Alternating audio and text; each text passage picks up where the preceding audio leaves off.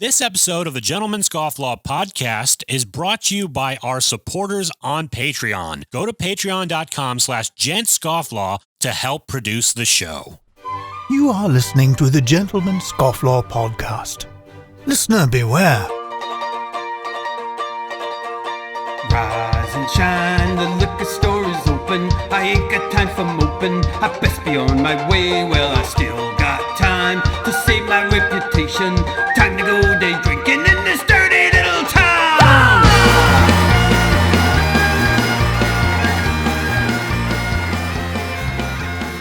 Good afternoon, everybody. Welcome to the Gentleman's Scofflaw podcast, the podcast for the rebel and the Renaissance man.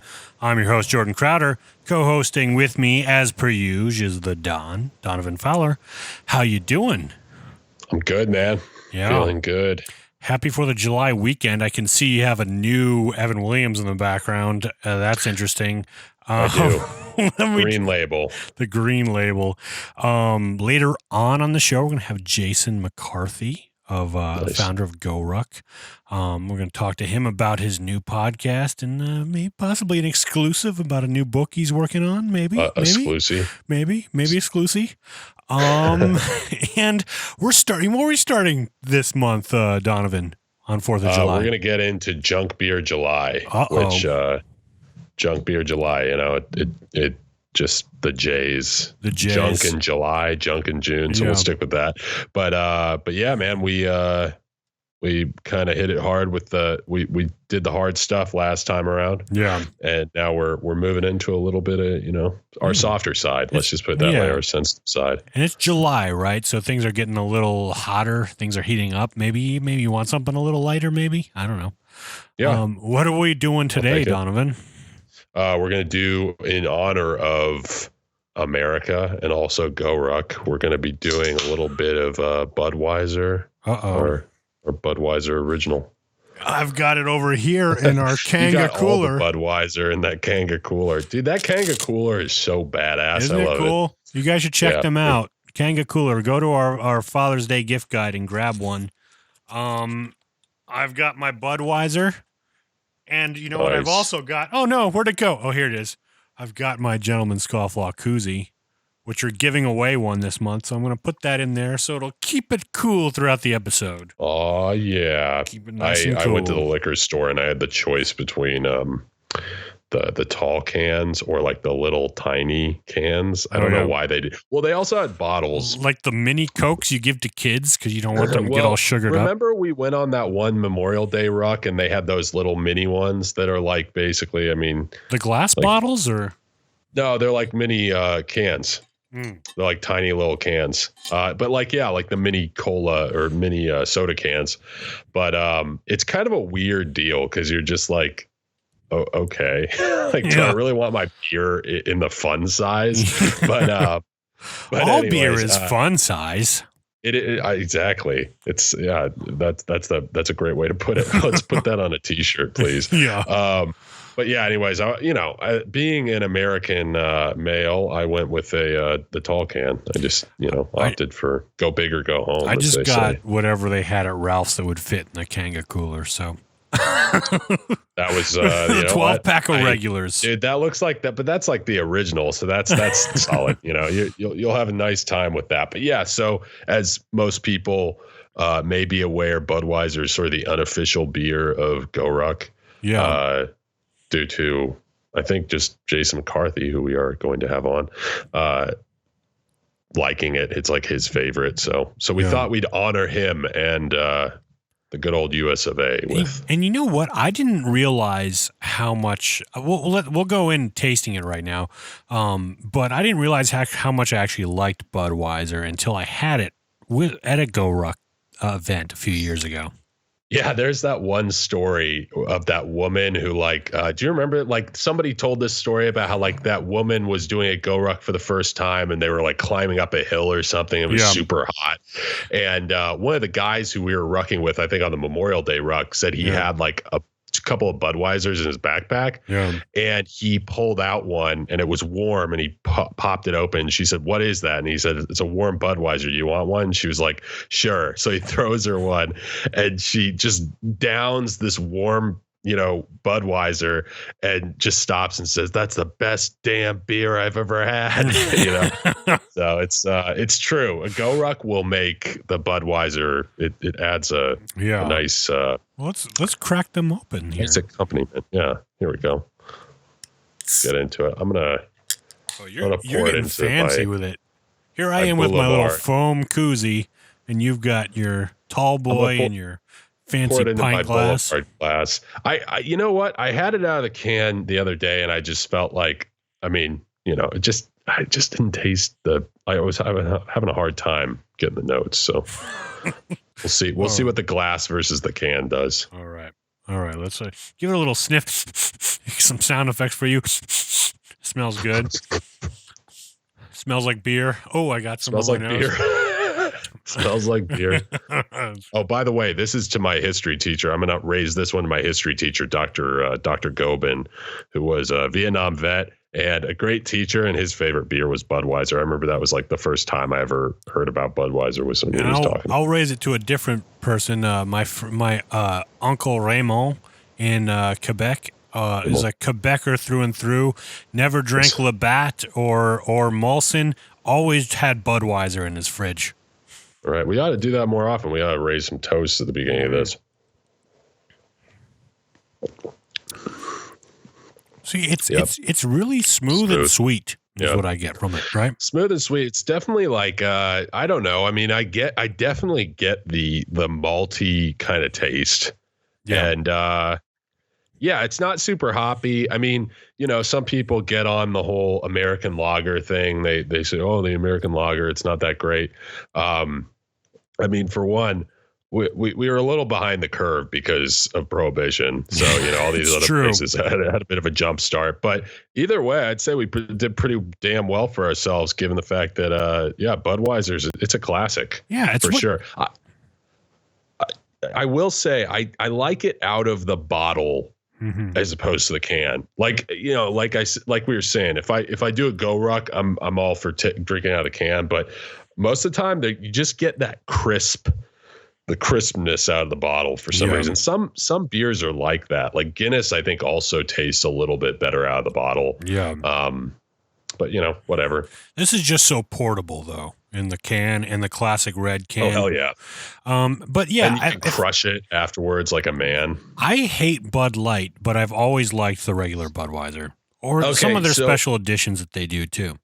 Have you seen the Bud Light seltzer, like the hard seltzer? Yeah, unfortunately, everybody's jumping on the hard seltzer train, man. Yeah. It's very discouraging. I mean, I'm not going to say I haven't had a hard seltzer or two in my life, but I feel like you look like someone who's had a few hard seltzers. Shut the fuck up. I feel like it's I feel like it's gotten away with it's gotten a little out of control. Let's just put it that way. I went into the liquor store the other day and I looked around and I was like, this is a little concerning. It's like every brand has one now, and I feel like it's probably super easy to make and probably low cost to make. I mean, the irony is that you can basically make it at home. You can just crack open a LaCroix and pour in, whatever, pick your poison. But anyways, I feel like though that a lot of them use like cheap vodka in there because it just has that it has that taste of like something that's like cheap vodka in there whenever I have it. Definitely. I'd rather just have something that was like gin or vodka that was good and then pour my favorite seltzer in there. They're probably buying up all that surplus Tito's handmade vodka when people found out it wasn't really handmade. They were like, okay, we'll just put this in the seltzer. It wasn't handmade? Is that a true there was thing? A controversy, I think, maybe like a year or so ago, maybe a little over a year ago. But I remember there was a controversy where like there was some technicalities that may have gotten in the way of it actually falling into the handmade category. I knew the rep for Tito's for years because I originally lived in Austin and she was on our web series with Zach on the Wingman. She was no shade on her. I mean, I'm sure she's a fine lady. I just heard, and who knows with all this stuff. Sometimes people are finicky with that. So now looking forward to Junk Beer July. What do you think? What do you think about the list? Well, actually, first of all, how many cans out of 5 would you give Budweiser? Out of the junk beer, I would say I know what my favorite junk beer is, and that would be a 5, but I would say this is a close second, so I'd say a 4. Okay. I'm going to give it a 3. Okay. Just because, I will say my favorite junk beer is Simpler Times. Yeah, that's what I was going to say. So, and I feel like, anyways, we'll get into the finer beers as time goes on, but hey, it's July, this is time for drinking. So we'll focus on the junk beer. But what are some that you think we should have on the list? Well, we should also ask our listeners, if you're on YouTube, leave us a comment. If you're on our Instagram, tell us what you want us to review, what your favorite junk beer is, and we'll take that into consideration. We've already done Simpler Times, but maybe I feel like Simpler Times is a really cheap one. I feel like Pabst is a really cheap one. Pabst, that's a good point. Budweiser, which we've done. What about Miller High Life? Yeah, I've never had Miller High Life. I've never had it either, so that would be a really good one to do. Yeah, let's do that one then for sure. It's pretty cheap too. I saw it in the liquor store the other day. It's like $3.99. It may have even been $2.99. I was pretty shocked. Is that the champagne of beers? That is the champagne of beers. So we have the king of beers today. So we need to have a champagne of beers. Once we do that one, I have a funny story where one of my bosses had a funny story about being pulled over by a cop and having a certain drink in the back seat that led to a champagne of beers joke. I will save it for the future. For the Miller High Life episode. Speaking of 4th of July, Donovan, what do you got planned during COVID 4th of July?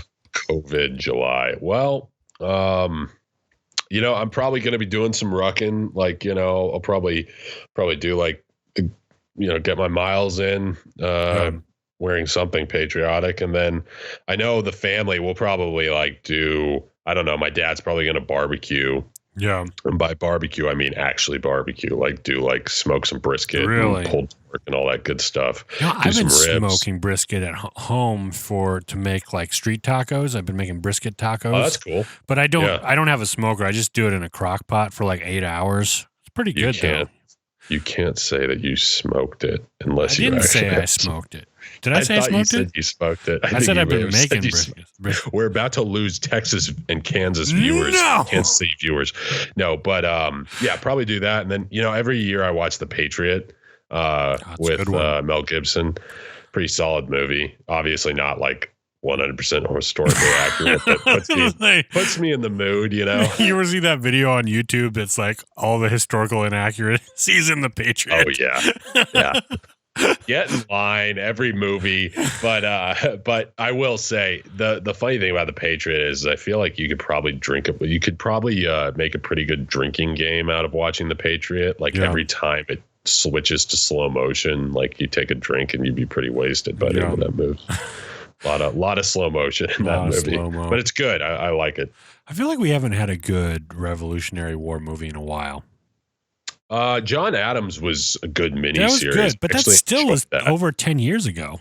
Yeah, it was over 10 years ago. I mean, I feel like the market isn't really in the mood for it. It's try to get away with making a Civil War or a Revolutionary War. I just don't. Oh, wait, there was that one show on AMC called Turn that I followed for 2 seasons, and then it really pissed me off. Because speaking of playing hard and fast with history, they were they took some liberties with, no pun intended, they took some liberties with George Washington. Yeah. And I was just a little pissed off at that point. I was like, oh my gosh, this is a freaking soap opera. You mean You mean he did tell a lie? I can neither confirm nor deny whether that's the case. But no, the Patriot was definitely, I think you could say, is like the best. I mean, they really brought the Saving Private Ryan treatment to Revolutionary War. One thing I saw ads for at the movie theater, but I never actually watched, was there was a show, I don't know if it was like Showtime or something, called Sons of Liberty, and the guy from Breaking Bad played Ben Franklin on it. The guy that the DEA agent played Ben Franklin. I don't know if it's any good. But unless it got delayed, I don't think that ever really got any traction, because I haven't even heard of that, and I think I would have. They were promoting it at the AMC, watch it.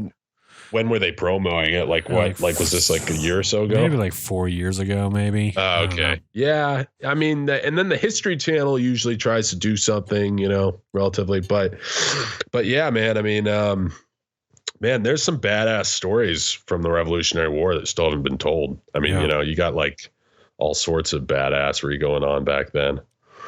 Yeah, I like it. Well, maybe we got to work on the script and get it going. Right. Leave us a comment. What's July? What's your favorite Revolutionary War movie or book? And let us know what you're doing 4th of July, if you have a tradition like that. We're obviously in LA, which there's not a lot happening. There's usually not a lot happening for 4th of July, which when I first moved out here, I was always kind of pissed. I was like, why doesn't anybody celebrate out here? And if they do, it was always like kind of ironically celebrating. And I was like, oh, you guys. A lot of fireworks, though. Yeah, illegal fireworks, which are great. Yeah, because like I just don't know where they get all these fireworks. I've looked for fireworks for a long time. I think they go to Orange County for it.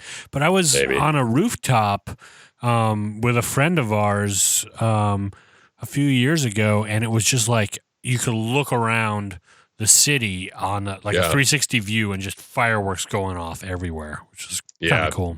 It's it's going to be crazy even crazier this year too, with like all the. I just feel like it's gonna be way crazier this year, probably with the fireworks, but who knows? Who knows? Hopefully nothing too sinister involved with homemade fireworks or anything like that. Homemade bombs. I say go crazy. Just don't blow your hand off, or anybody else's. Did you ever hold Roman candles in your hand? Okay, so actually I did back in the day when I was in high school. I made a Civil War movie in high school that was like kind of it was, at first I was trying to make it serious, and then I realized how bad the production value was and everything, so we just made it into like this ridiculous parody of war movies in general. And it consisted of a lot of us shooting fireworks at each other, mainly like sticking bottle rockets in those toy muskets and lighting them and shooting them off and stuff. So we did have one instance where we did hold Roman candles and we were shooting them at each other, like cannons or whatever at each other. Yeah. How is that all right? Well, it wasn't, but we made it work. The camera did the work for us on that one. But yeah, I was always very like, up until that point, though, my parents were always adamant. They would tell me horror stories about, kids who, set off like a mortar firework or like one of those parachute fireworks. Yeah. And like it didn't go off. So they go over and they look at it and then it goes off in their eye. And, all I can say is eye patches are sexy. So I was always terrified to handle them, like to hold them in my hands, even though I knew people that did. So like we used to always just get a bucket filled with sand and we'd stick it in there or several in there and aim them out and light them all. And we would light them off. Actually, Johnny Boy, rest in peace. He full disclosure, he's not dead. He's just missing. Okay, he's missing. It's different. My brother and I used to kind of create our own fireworks show we used to have like a cottage, a summer cottage we'd share with our cousins up north, and so we would go down to the local shop and buy a bunch of fireworks, and then we'd kind of like plan the show, and then all of our family would sit like on the beach, and we'd go off onto the dock and then like set them up and light them off like in sequence. And it was like our mini fireworks show. And we were in Canada at the time, so it'd be like sometimes it'd be our 4th of July, and we just do that, and like people would come out of their cabins and stuff on the lake and like watch on the dock. It was kind of a fun little time back then. That's simpler awesome. Times. Not the beer, The first time I ever came out to California, actually, the first 4th of July I spent out here, I got to see a pretty freaking awesome fireworks show off of coast of Malibu. They had Danny DeVito had like bought like a barge. He had like rented a barge and put it out off the coast of Malibu, and they were just shooting massive fireworks off of it. But yeah, fireworks over the water are always so much more fun. You know, it's just you get that mirroring action and all that cool stuff. And sometimes we would go down to Vermont when we lived in Montreal. We'd go to Burlington, Vermont, and watch them on the water at the dock there, which was always a lot of fun. Yeah. So yeah, let us know what your traditions are. We hope that you have a great 4th of July weekend. And that's the thing with Budweiser. I'm getting the Budweiser burps. They're coming up. I definitely had that the other day, and especially with the tall can, I feel like I have to press the mute button like a lot. But yeah, we'll take a quick break, and we'll be back with Jason McCarthy of Goruck. Gentlemen, and scofflaws, I just wanted to take a second to tell you about the relaunch of our Gentleman Scofflaw online store. If you're a listener and you want to help support the show, this is a great way to start. Now we're offering premium apparel at an even better price than before, and we have styles for both you gentlemen and the Lady Scofflaw listeners out there. Right now, we've launched our classic series that has the infamous Gentleman Scofflaw insignia you know and love on a premium tee, hoodie, or jumper. We also have a boyfriend tee and slouchy jumpers for the Lady Scofflaws that, want something a little more stylish. And to celebrate this launch, through the month of July, we're offering 20% off your order. If you're watching on YouTube, you can click the banner below. Otherwise, go to gentlemanscofflaw.com and click the shop link, and then use the code July20 at checkout for 20% off. That's just a little way of saying thank you or saying thank you. And now, back to the show. All right, Donovan, I'm excited to have this guest, a returning guest. We're having a lot of returning guests this year, which is fun. Founder of Goruck, Jason McCarthy. Thank you for coming on, man. Nice to see you guys. Yeah, good to see you too. I like your setup there. You're looking you sound really good.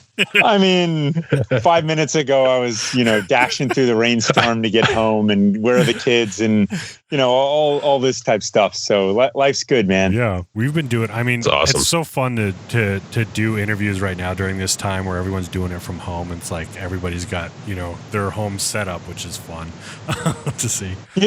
Real life feels more divorced from everyone's perfect on life personas than ever, and I think that's awesome. Yeah, it's like there's such an acceptance of it. Yeah. Oh wait, this is actually kind of some real stuff. I mean, just is the video recorded here too, or is it just audio? Yeah, we're doing video, but cool, awesome. Like that's Emily's side of the closet right there, right? I'm staring at some of my hats, and there's actually a little compartment with 9mm mags right there, and awesome. The shorts that I sleep in, Ranger panties. I'm in my closet. It's awesome. I figured, this will sound better than in the room next to where my kids are probably beating each other's asses. So I'm like, all right, cool. Anything for the listeners. I was going to say, I love how Jordan's opening statement was, well, you sound great. I was just messing with you.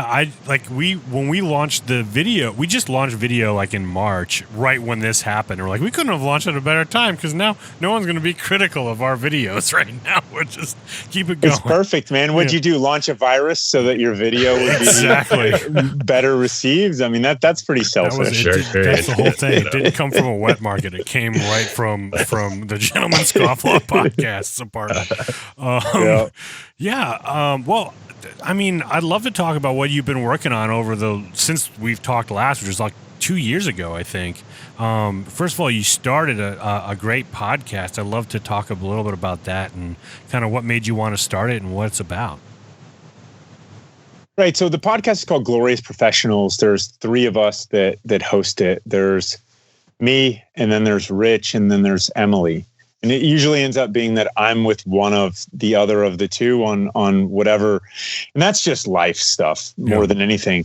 But Rich's background is, he was in special operations for 30 years, Army Special Forces, so the Green Berets, and then did a lot of stuff past that, including, founding member of Delta Force and just did a lot of, like, Rich is a national treasure and he's a huge mentor of mine. And I could give you like all the titles and all the bullet points and all the stuff that he was a part of, but it almost cheapens it. You just get to know Rich a little bit, and he's made himself more accessible just by virtue of the podcast. And it's been fun because like I said, there's a lot of, like, he's a mentor of mine. He's kind of spent a career in the shadows, but he views it as a way to give back, to continue to serve, and it is to sort of lend his mentorship or his perspective to whatever the situation might be.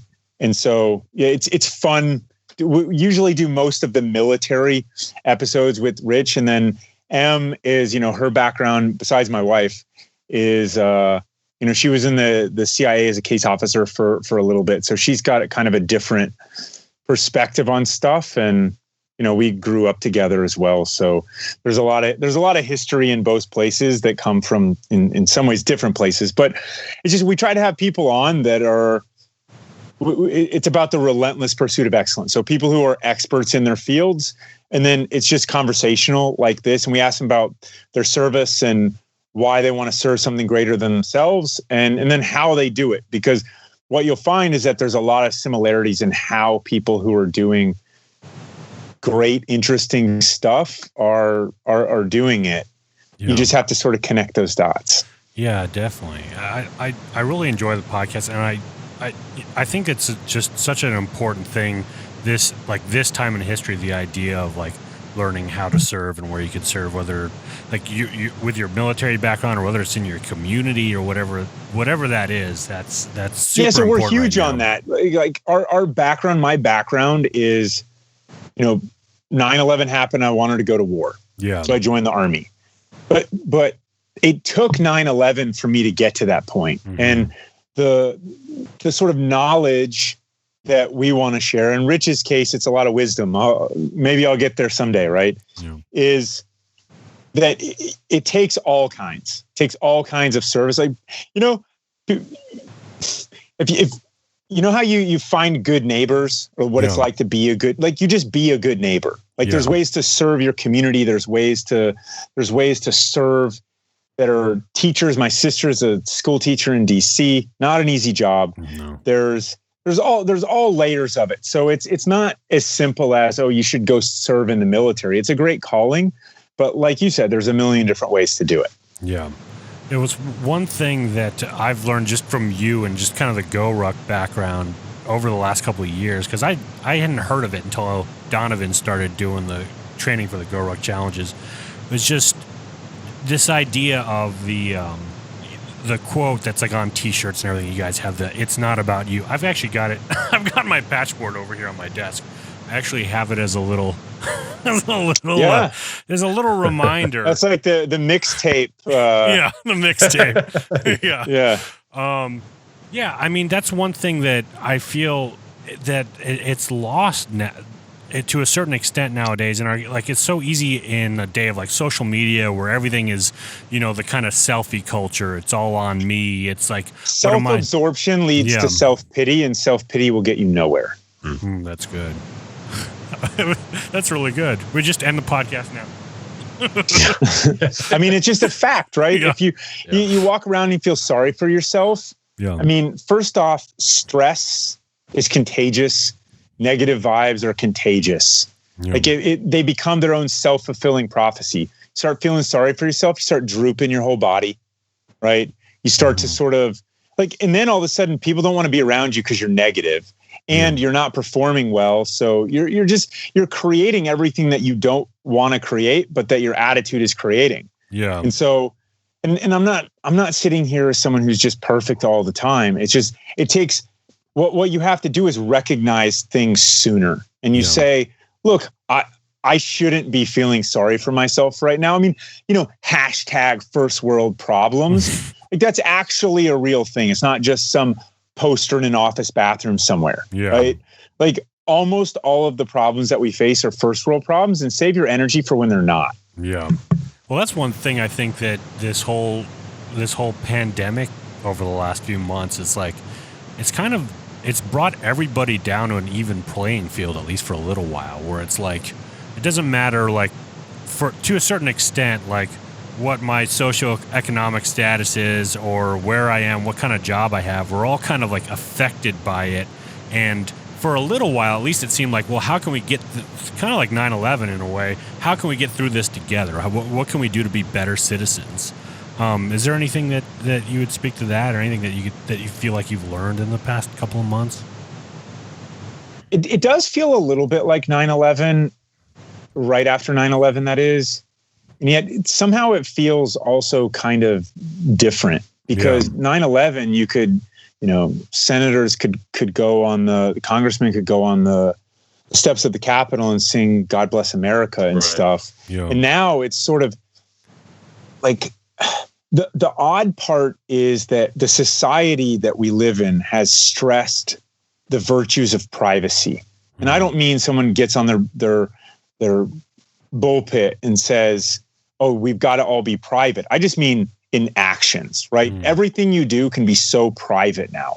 Everyone can live privately. You can order private food. Everything is individually wrapped. Yeah. And here we are. And what we're finding is that taken to an extreme, that's not a great situation. So we're given the benefit of seeing this at the axiom, right?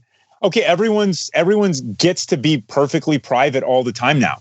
Just call Uber Eats to deliver your food or whatever. You never have to interact with anybody except on a screen. And it's like we're getting a mirror.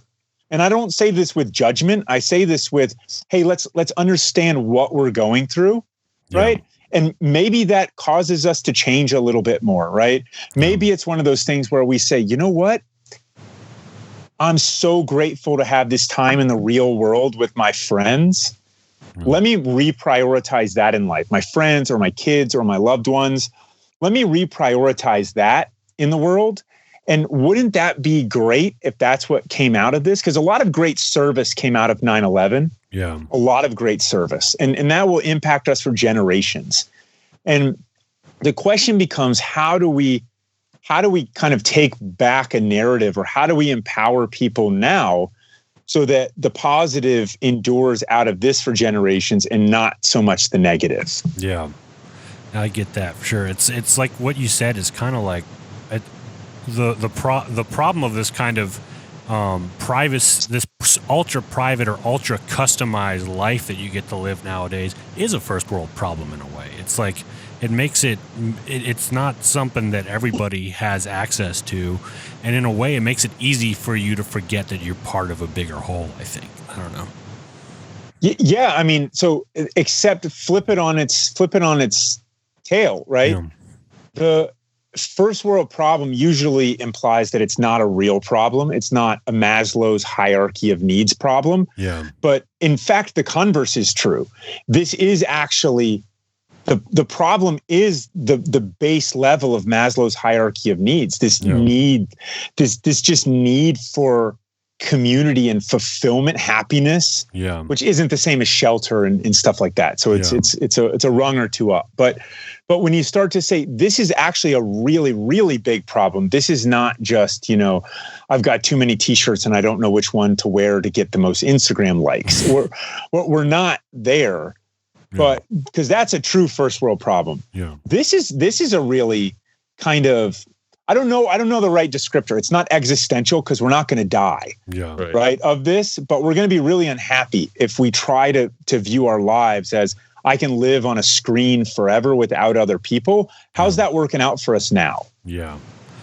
Well, you can feel it too. I mean, you can really feel it in like, the way that people are, I feel like interacting, and I can even feel it over the last 3 months. At first I was like, oh, great, work from home. This is nice, but after a while it becomes super demoralizing, and, you start to feel yourself like slip away, which is why, I mean, for example, like Goruck has been a great sort of gut check for me. Because like today I was feeling like, to be honest, I was feeling pretty shitty when I woke up this morning. I was like, drank 100 beers last night. Yeah. You can see the aftermath here. No, but overslept, already like things are starting to kind of slip away. And then it was like, okay, well, get outside, get some sunlight, take a friend, and, make the most of your situation, and, just kind of start like left foot, right foot. And I do feel like that's kind of the benefit of podcasts like yours, and also the program that you've built with Goruck, is that it gives people a toolbox and a resource to sort of to maintain during stuff like this, and people really do need that. Yeah, definitely. One thing that too is I've been seeing all the workouts and stuff that you and Emily have been posting on Instagram. There was one that went a little nuts. That was like your whole family in costumes, listening to music, all working out together in the garage. Emily's pretty awesome. That was such an awesome thing. That's a hashtag like family goals kind of thing. That's one thing is like, at least in the last couple of years where I got into Goruck, the idea of training outside and being able to do it in a group and as a community has been huge for me, and just being able to grow so much in that way in terms of my health and lifestyle. How has Goruck as a company been able to, like, over the pandemic, how have they been able to survive? Like, how has that worked for you guys? Have you seen an uptick in people wanting to work out at home, or has it been a hard thing? Like, how's that affecting you guys? Yeah, so it requires adaptation for sure. And I don't know anybody that's completely unaffected, but just to break it down really simply, I mean, there are kind of 3 parts to our business if you break it at its core level. There's events, there's travel gear, and there's training gear.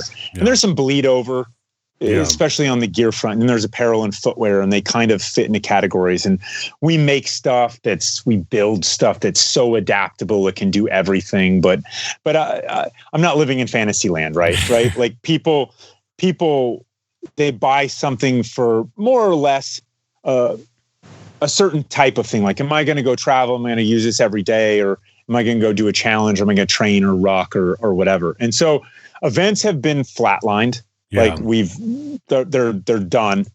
Right. Yeah. And, they've cost us money this year at this point.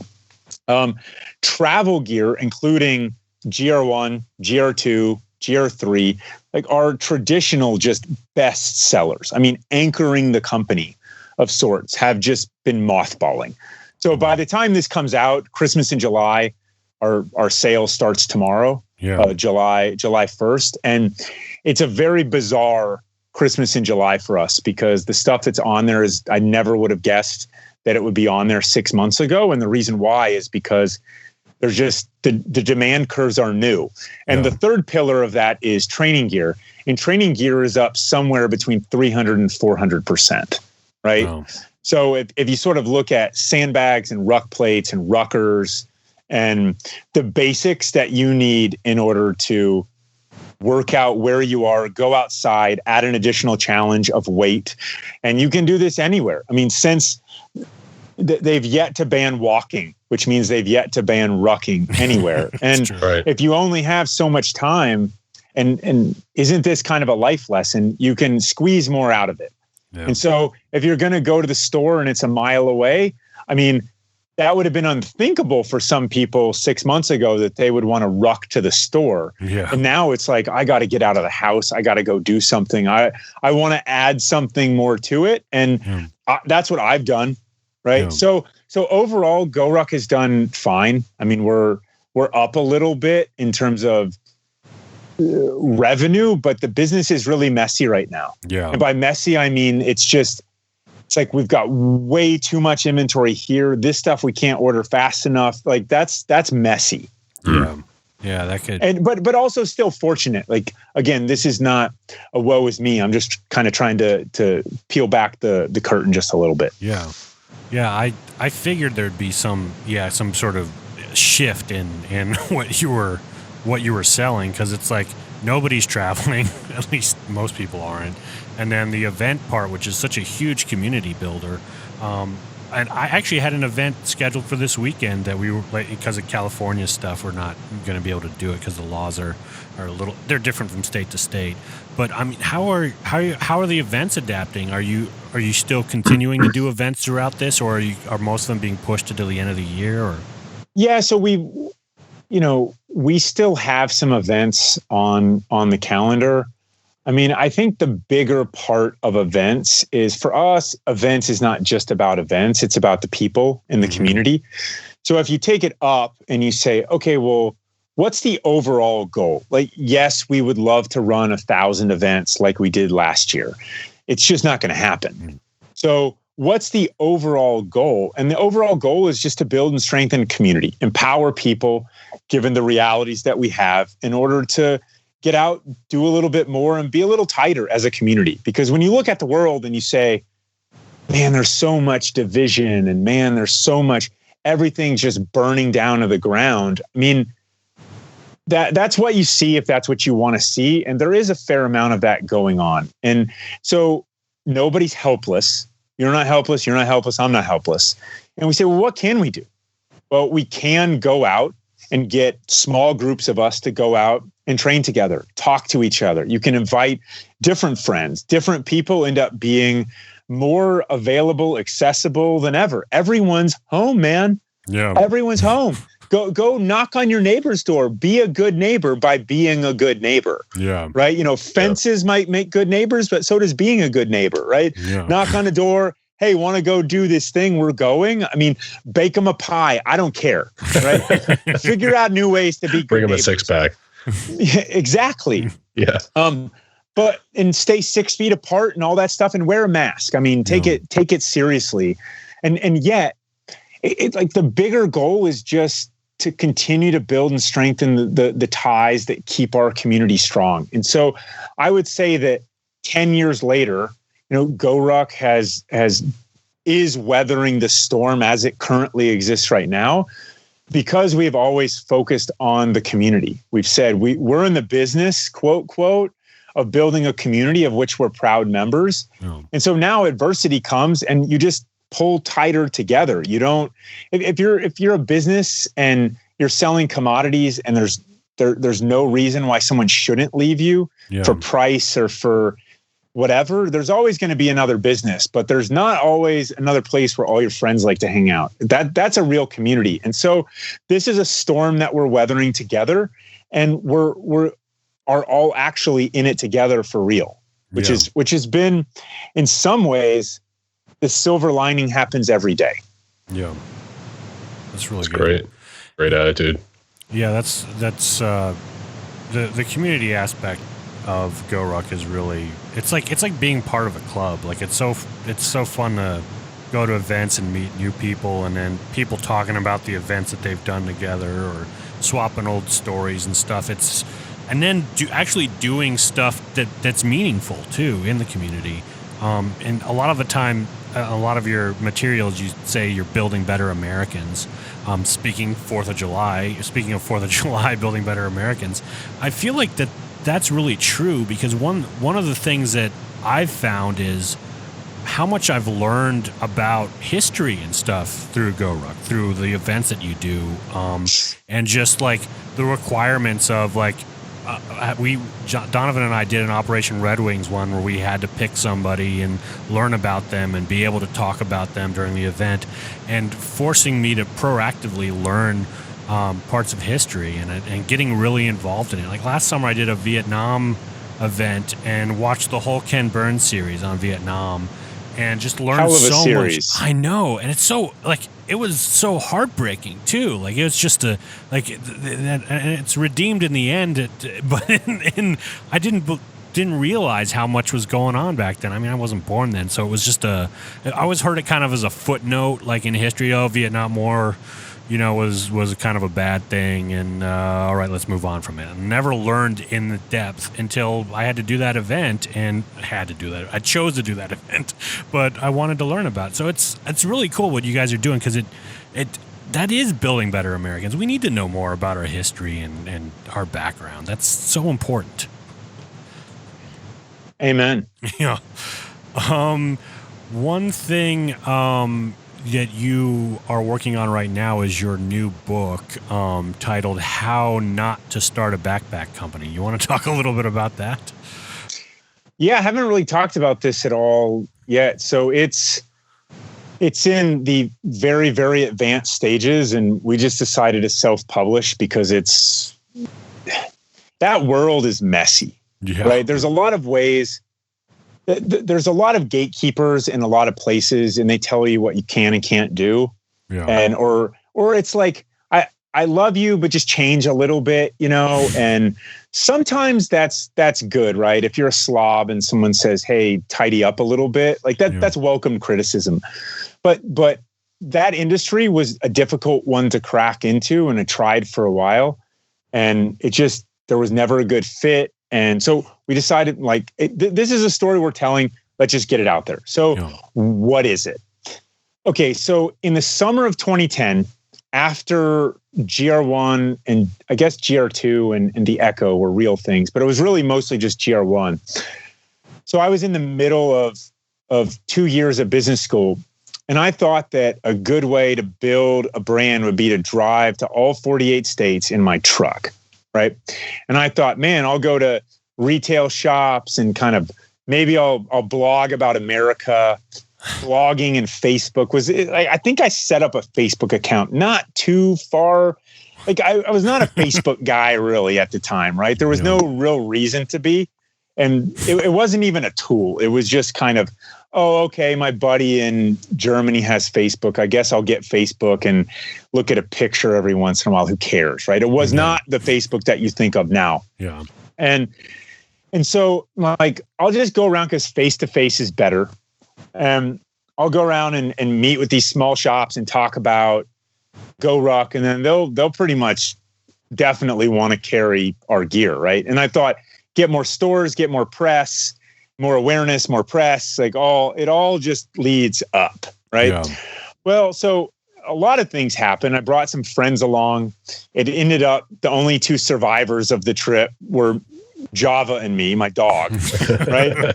Everybody else abandoned ship for various reasons. Me being a big part of them.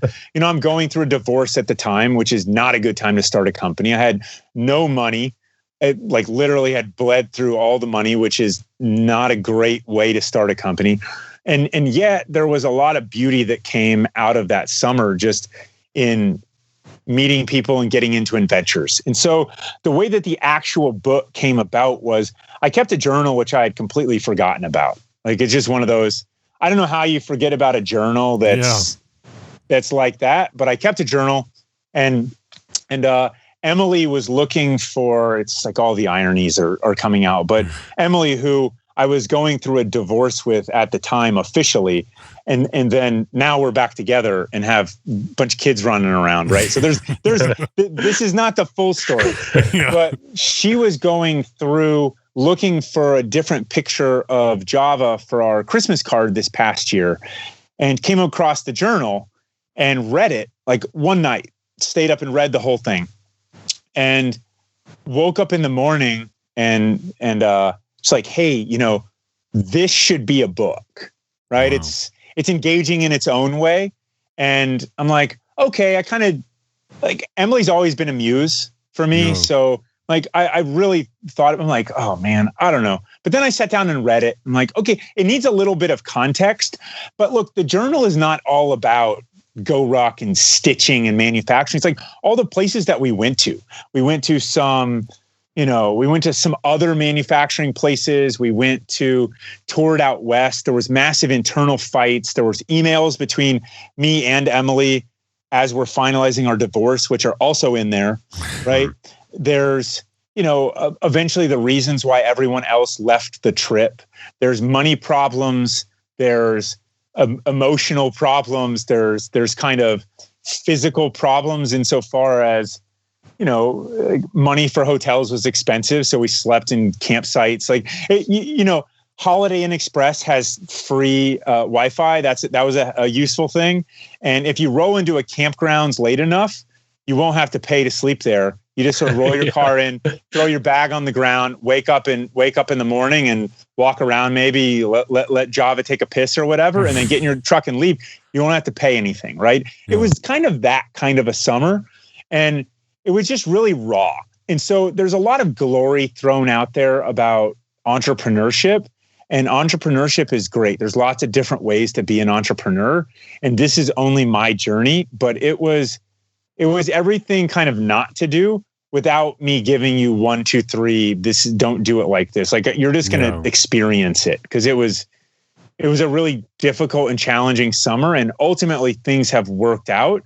But it's in spite of that summer, or in some ways because of it, because you go through adversity and you learn what you can go through, and yet because of that summer, some stuff came out of it. But overall, none of the business plans that were in there survived at all. So we had to adapt quickly. Wow. That's so cool, man. It's funny. One of my favorite books is a journal like that. It's called Rebel Without a Crew. It's Robert Rodriguez. He's a filmmaker. And he did his whole Desperado and stuff, right? Yeah, Robert Rodriguez is legit. Like, works with Tarantino. Yeah, he did the other one. What's the one? They did like Death Proof. Oh, Grindhouse. Mariachi. Yeah. El Mariachi. Yeah. Well, this is about his journey doing El Mariachi while he was in film school, and then going to Mexico for a summer, and then like all the stuff, and then through the film festival process. He kept his whole journal throughout the whole process, and like didn't publish it till like, I don't know, it was probably like 10 years later, kind of like what you're doing. Right. So you're like the Rob Rodriguez of backpack companies. I don't know. I'll read the book and then I'll offer one man's judgment. But that's really cool. I will definitely check that out, because look, it just sort of happened, and look, we have other tales. Like, we're really kind of focused more on media and communication of the stories that we have around us. So this is kind of meant to be step one, right? It's a prequel of sorts. This is not the comprehensive story. It's not that. It's a really raw look at the early days. And part of it is, if I can just level with, just the three of us on here, right? It's like, I want to set history straight for the people who work at Goruck and will continue to work at Goruck, and who will come on to Goruck. Yeah. Just now till forever, because,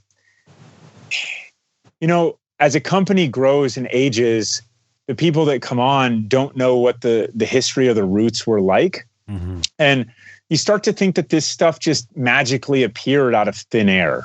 Like, oh, it must have been easy back then.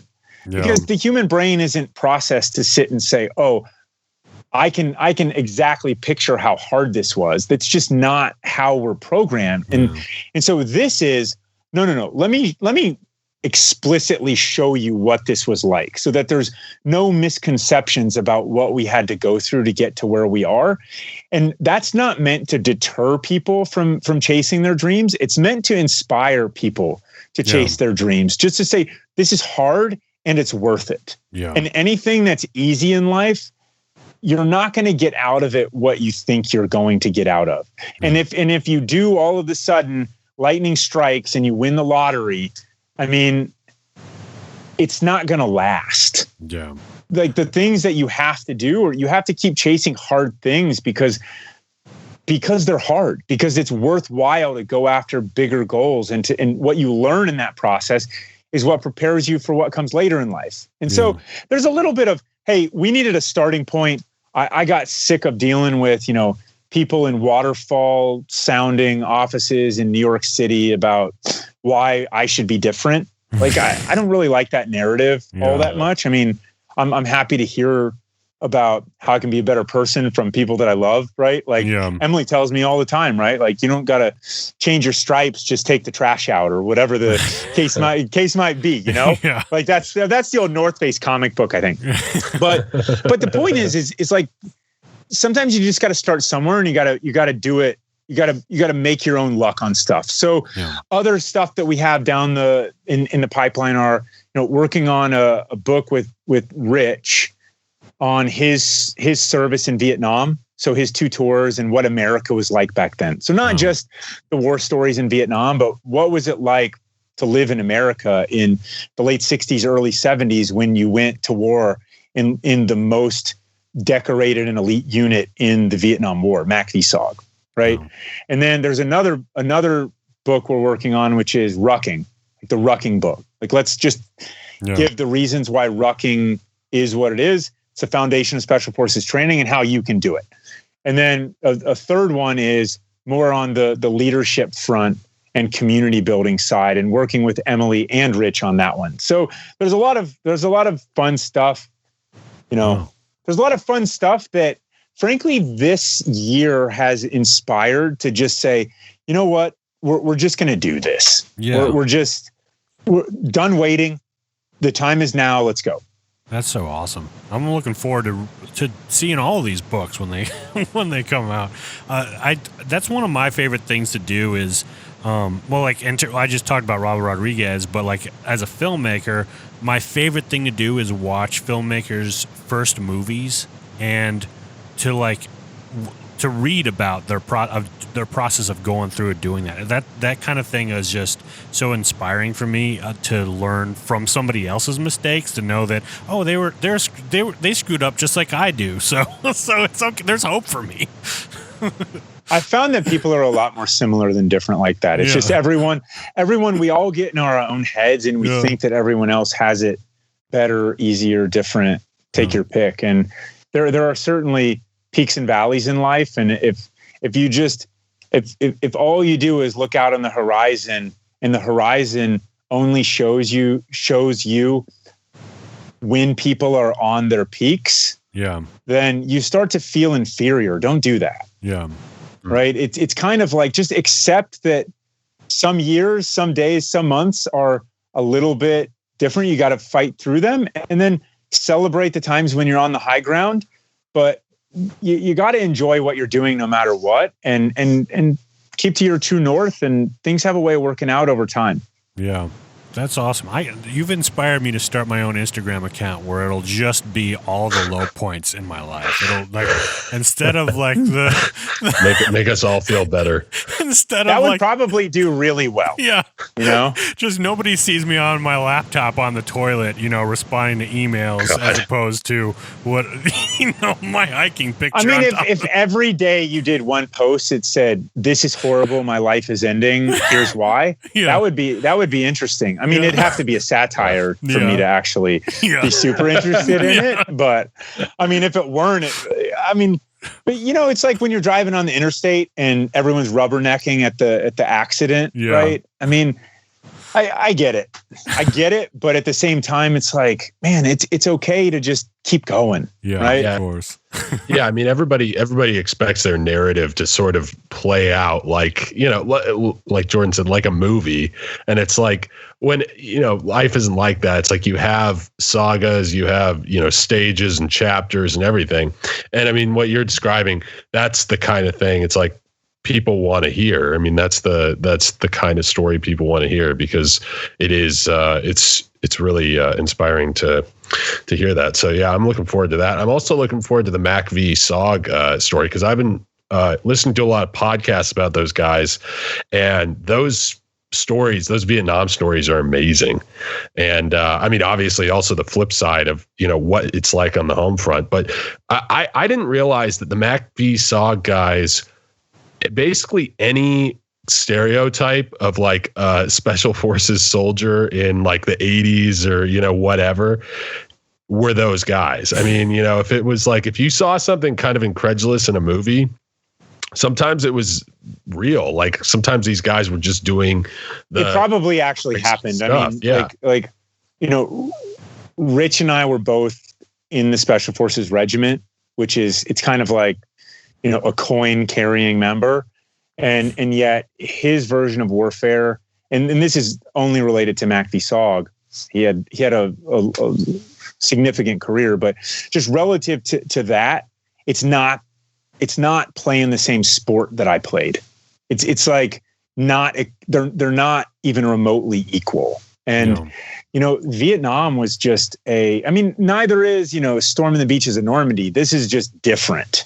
It's a lot different than what it is now. And what those guys did in those jungles was, it's just crazy. I mean, missions could last 15 minutes if the bad guys were waiting for you, to 15 days. And you can never talk above a whisper. You barely talk.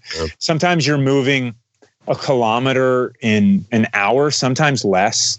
I mean, you're moving so slowly all the time. I mean, you're kind of not supposed to get into contact, firefights, gunfights. Right. You're supposed to be out reconning the Ho Chi Minh Trail and stuff like that. But the psychological toll is a lot as well. And then, the North Vietnamese developed teams specifically to go after the recon teams, which these were recon teams in Mac v. Sog. So, it's just, it got to where in Rich's case, he wanted to get into the more kinetic firefight operations because the recon was taking its toll on him mentally. Yeah. And like, think about that for a second, so it's really kind of, I think these things are important to document, not because everybody's going to read them, but because enough people will, and those people carry the lessons forward. And that's how we don't forget our past. And, not only honor the guys who went, which is vital and important, but it's an important part of our fabric of our nation. And so that part of it, I'm really proud to be working with him on. Yeah, so cool. I can't wait. I mean, it's a story that needs to be told and circulated. So good on you. That's awesome, man. Shift gears here for a little bit. It's 4th of July weekend. I can imagine 4th of July weekend. Hence the shirt. Yeah, there you go. It's pretty, it might get pretty, rowdy over at the McCarthy's house. What do you guys do on 4th of July? Well, usually we have, lots of people, and there's rucksacks, and there's lots of miles and push-ups and stuff like that. Nice. So we have 3 kids and Monster, our dog, and we will, it's kind of been like Groundhog Day of sorts. Yeah, we go to work a little bit here and there, like work at the office. Yeah. But it's just, our kids are here. Babysitters are not coming as much. Their camps are closed. So there's just this kind of rotation. For a while, I was going into work at 4 a.m. and coming back at noon or 1. And then Em would go to work and then she'd come back at 9 or 10 at night. And then we do it all over again. Yeah. This is really in the early days of COVID. It was very uncertain, and there was a lot of adaptation and a lot of work that we had to do to get in front of that power curve. The 4th of July, we will probably meet some of our friends outside at the beach, and kids will probably run around if weather permitting, probably drink a few cold ones and be very grateful to live in the United States of America and celebrate our birthday. And we'll make the best of the situation that we have. Well, that's good to hear. Awesome. I'm glad you won't be quarantining inside all day. No, look, we're fortunate. I mean, Florida's a free state in the news a lot these days, and where I live has been in the news a lot. Oh, right? Yeah, I mean, just the Jacksonville Beach openings and all of this stuff, and probably that's for a different discussion, but there's, the Mayo Clinic is also here, right? Yeah. Like some of our best friends work at the Mayo Clinic, and there's a lot of people here that are taking this very seriously, and there's some that aren't. Well, this is just like America, right? Yeah. And so, we'll do our part to be respectful of the situation that we're in, and yet the balance, because the balance is a hard thing to strike, right? But the balance is that it's also, there's some risks to someone just isolating themselves to infinity and staying in their place forever. I mean, you can't do everything perfectly all the time, but that's not an excuse to do everything, like to just, sneeze all over town or cough all over town, Yeah. So it's like a balance in a world where there's not a lot of room right now in a super ugly election year on top of everything else for there to be any kind of real conversation. So the opportunity for all of us is it pushes the responsibility onto all of us to kind of correct those that are in our circles, if we so choose, or you just live the life that you think others should be leading, and like do your best. And look, the power is yours. You can choose to relinquish that, but I would recommend that we just focus more on ourselves and less on how everyone else is all jacked up. Yeah. That's some good advice. Let's that's a good note to end on, Jason. If people want to find you, where can they go? Well, we're at Goruck.com on pretty much all the platforms, and I'm personally on some of the stuff as well. It's Jason J. McCarthy on Instagram and Facebook. All the normal stuff. Goruck.com is probably a solid place though.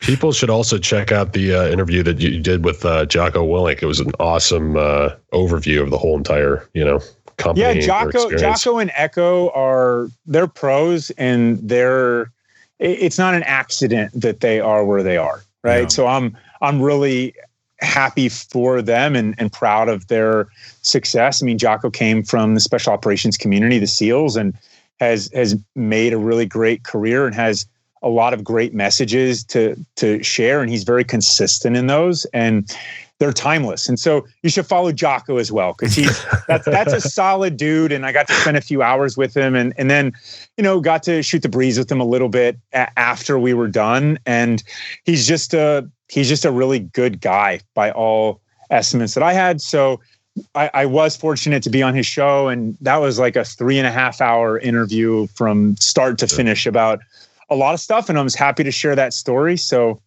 check it out if that's that kind of thing interests you.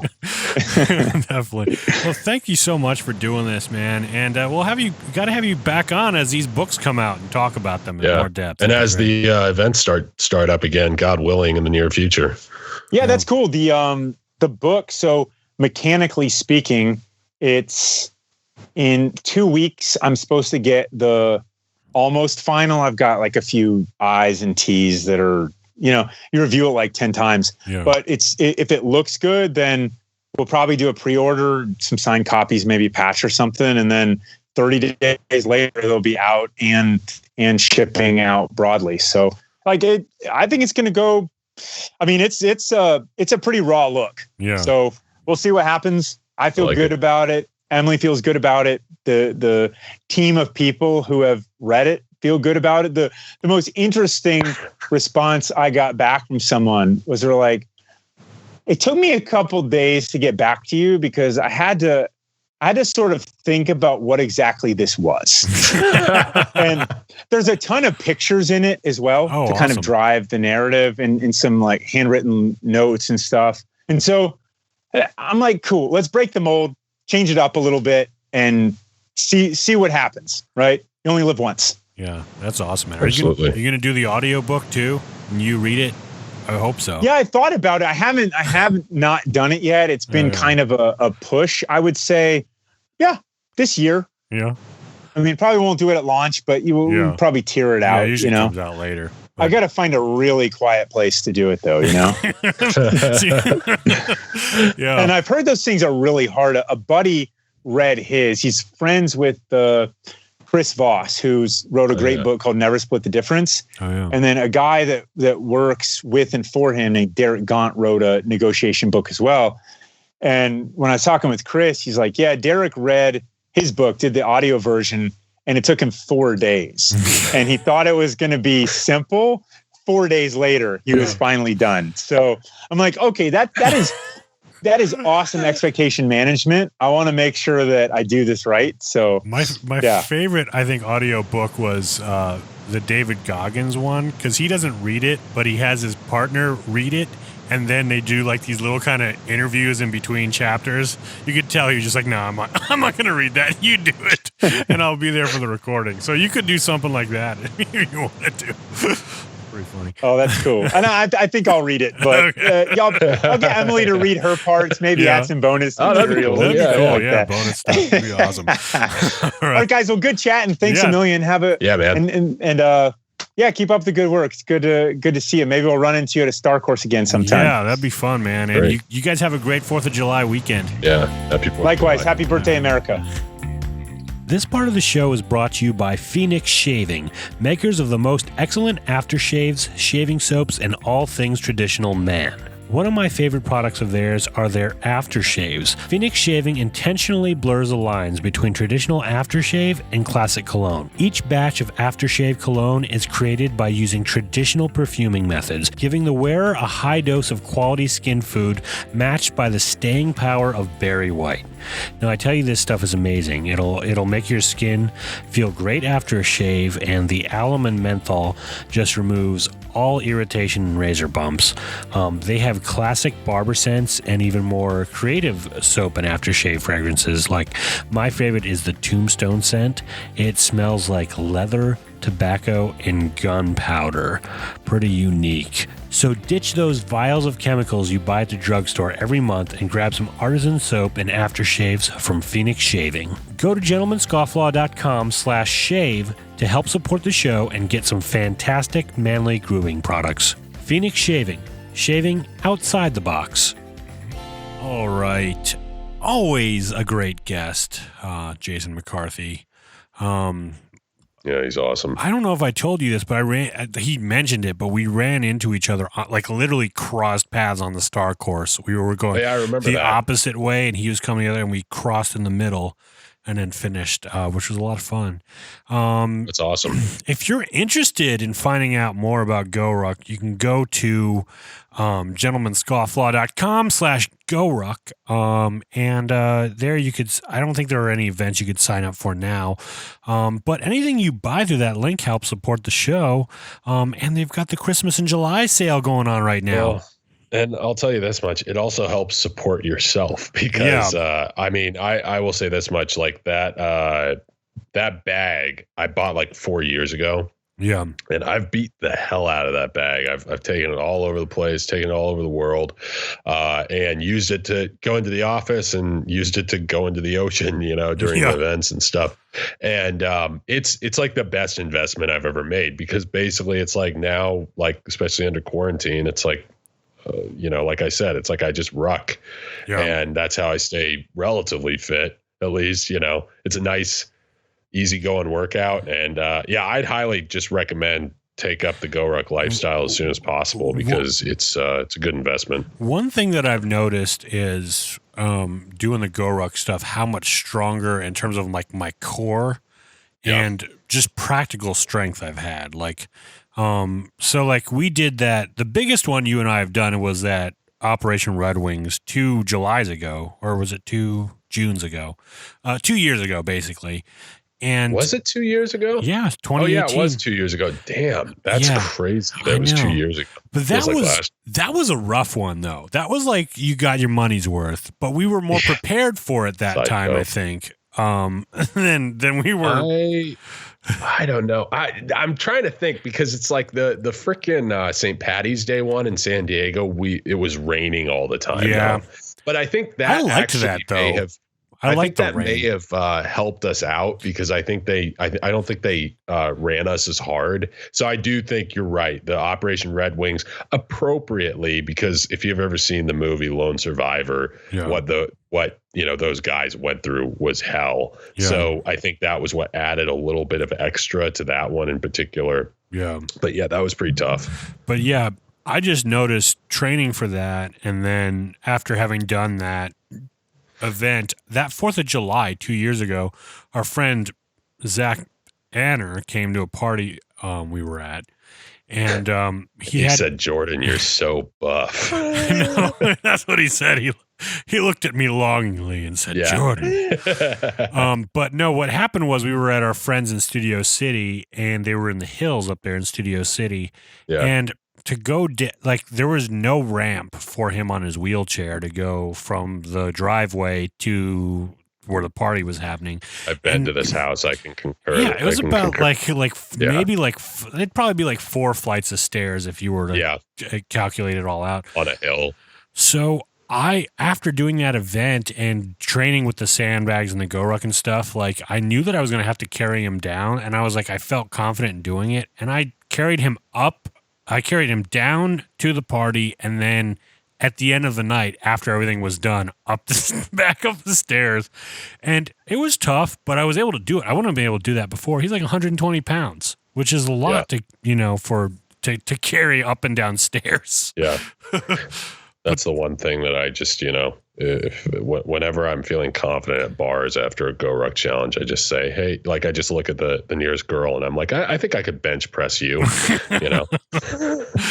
and then you immediately get tagged with a Me Too. And usually a Budweiser in my face or something like that. But, hey, it's free drinks. I want to plug a couple of things here. If you want to support the show, we got a brand new Gentleman Scofflaw merchandise shop. Better items, better quality, better prices on there right now. We've got what we're calling the Classic Gent series, which is just our traditional infamous Scofflaw logo on some premium tees.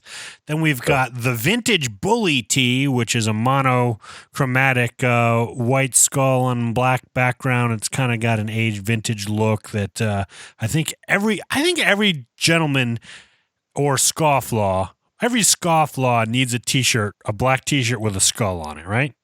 Sure. Whether you're in a motorcycle gang, Mori. yeah. Whatever you're in a motorcycle gang or in a punk band or just a bully in an 80s teen movie, you need a vintage Scofflaw shirt. Goonies never say die. Also, with the impending second lockdown happening for some of the less free states in the nation right now, we've got some Gentleman Scofflaw masks, which are pretty cool. They actually have the Scofflaw skull jaw with the mustache and the pipe hanging out of the mouth. So it looks like the bottom half of your face is a skeleton smoking a pipe. I'm so cool. And also, fun fact, it also doubles for Dias de los Muertos and Halloween. So yeah, there you go. Most likely we're all gonna be doing this until then anyway. So just get your mask shopping in early. Yeah. So go to gentlemanscofflaw.com, click the shop link, and if you also want to support the show, you could become a patron for as little as $1 a month, and you basically help produce the show. Donovan, you are a gentleman and a Scofflaw, my friend. And you are a rebel and a Renaissance man. Thank you, sir. And you guys have a great 4th of July weekend. This has been the Gentleman Scofflaw podcast. Follow us on Twitter, Facebook, and Instagram. Subscribe on iTunes or your favorite podcatcher. Visit us on the interwebs at gentlemanscofflaw.com. Captain says his ice on the river. We ain't getting home if we don't break through. So damn cold, I can't help but shiver. Rise and shine, we got work to do. Hey!